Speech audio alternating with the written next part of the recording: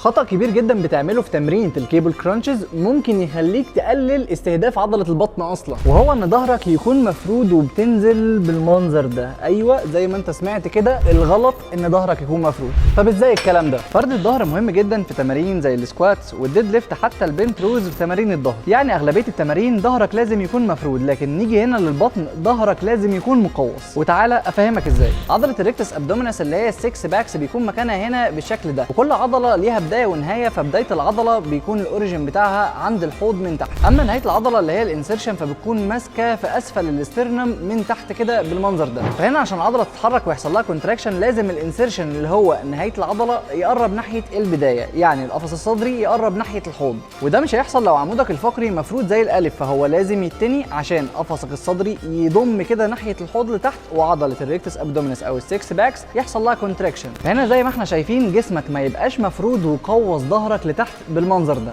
ولو انت مش مصدق اعمل سيف للفيديو ده وجرب المره الجايه في الجيم، مره وظهرك مفرود ومره تانية وظهرك متني، وهتحس لاول مره بعضلات البطن وهي شغاله، وساعتها تبقى ادعي لي انا والاخ عصام. وبس كده، ما تنساش تعمل لنا لايك اند فولو.